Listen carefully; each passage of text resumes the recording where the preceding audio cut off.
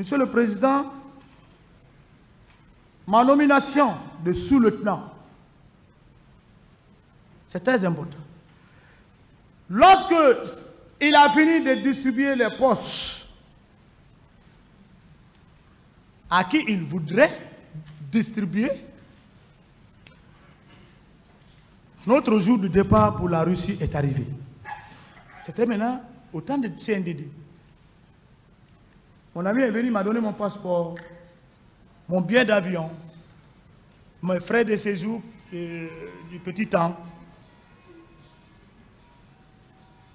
Donc, je me suis habillé dans ma veste pour le voyage. Ma malchance est sortie où? Le fait que j'ai eu l'initiative, je ne peux pas aller à l'Union soviétique sans aller dire au revoir au président. C'est là-bas que tout a été. Sinon, je pouvais monter dans l'avion, aller, il ne pouvait pas être au courant. J'ai porté ma veste, j'ai laissé ma valise à la maison parce que je suis logé au camp, à la cité Panival, à 600, presque à 1 km, parce que le camp a fait en tout 3 km. 3 km. Je suis parti le voir, il était assis derrière son bureau. Le général Sekouba Konaté était assis. Dès qu'il m'a dit, ah, Martin, tu as un veste comme ça, là. Qu'est-ce qu'il y a? J'ai dit, Monsieur le Président, je suis venu vous dire au revoir. Nous devons bouger dans quelques heures pour l'Union soviétique.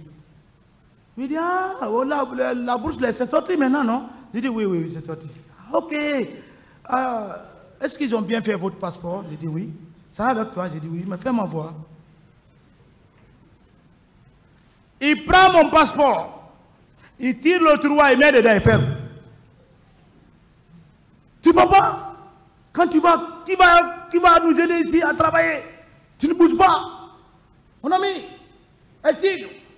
Et aussi, oh, Monsieur le Président, Monsieur le frère, petit, si tu ne fais pas attention, voilà, on va annuler même pour tes amis. Parce qu'on était 15. Voilà. Ou bien, Monsieur le Président, on est au pouvoir, ou bien on n'est pas au pouvoir.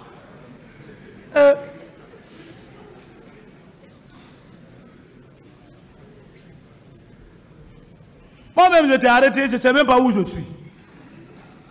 J'ai dit, mais qui m'a poussé de venir devant les deux personnes? Parce que c'est des vrais amis. Ils m'ont bloqué. Je ne suis pas parti. Entre-temps, ils sont en train de me dissuader. Le commandant Touma, lui, il rentre. Touma! Marcel veut aller. Marcel veut aller. Et aussi, ça dit, ah, Marcel, tu sais, si tu vas, bon, c'est quoi, bon, moi, tu vois, il faut rester. On va voir, après 1 mois, 2 mois, tu vas aller faire tes cours. Ils sont en train de me mélanger comme ça, là. Ah, l'avion, c'est l'air. On ne va pas t'entendre. L'avion a bougé. Moi, je ne suis plus parti. Je suis à la présidence sans poste.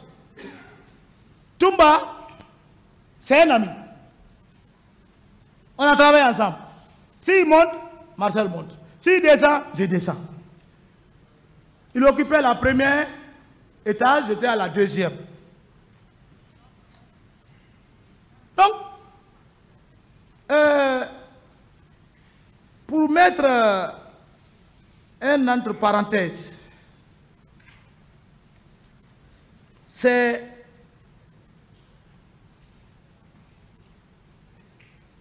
l'affaire de Fromo.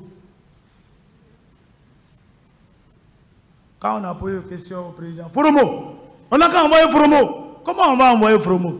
C'est ton Fromo?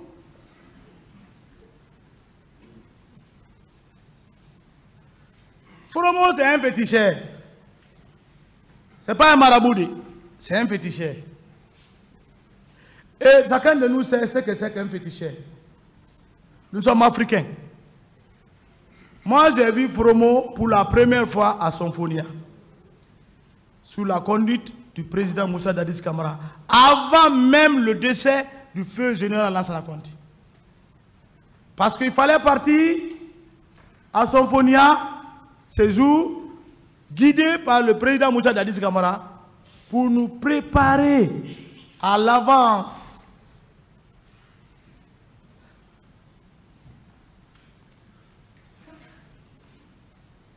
Donc, nous avons pacté.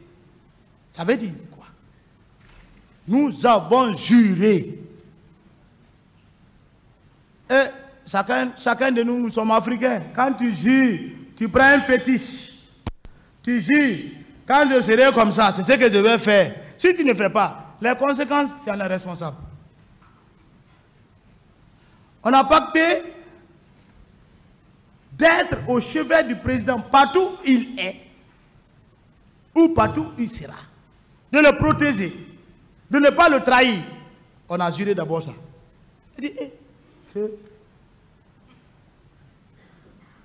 Le président Dadis était là. Le commandant Toumba était là. J'étais là. Escobar, même le commandant du salon était là. Escobar.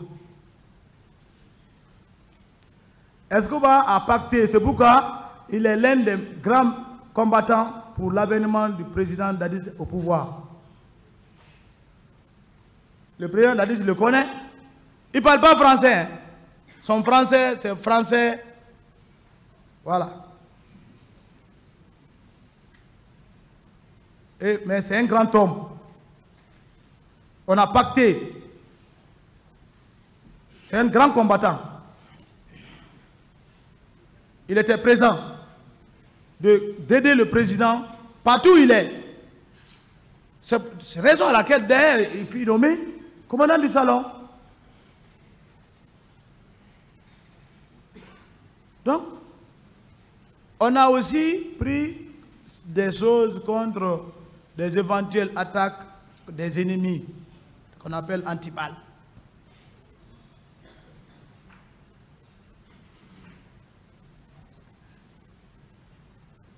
Je vais parler de la garde parallèle.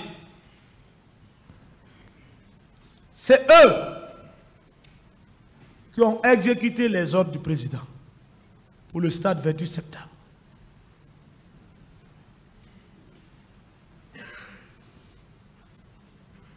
Quand on veut définir la garde parallèle, ce sont des hommes qui soient militaires ou civils, que quelqu'un ou un individu étant une autorité met en place pour ses propres missions secrètes pour exercer son pouvoir en se camouflant. Elle peut être bonne ou mauvaise. Mais cette garde parallèle ne peut pas conjuguer le même verbe avec la vraie garde visible au vu du peuple. Parce que la garde parallèle, le chef d'État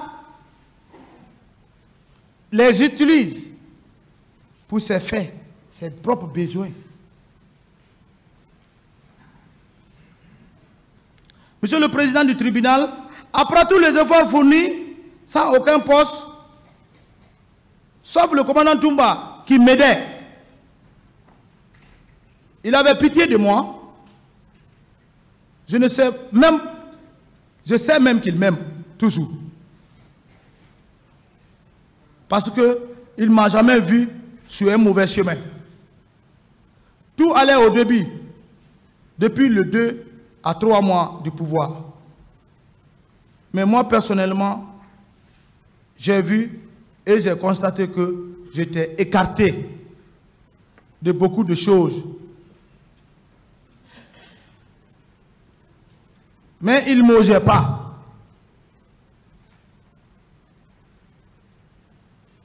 J'ai gardé la patience et resté derrière Toumba, qui était aide du camp. Partout où il partait, j'étais avec lui et les gens ont vu qu'on était très d'accord.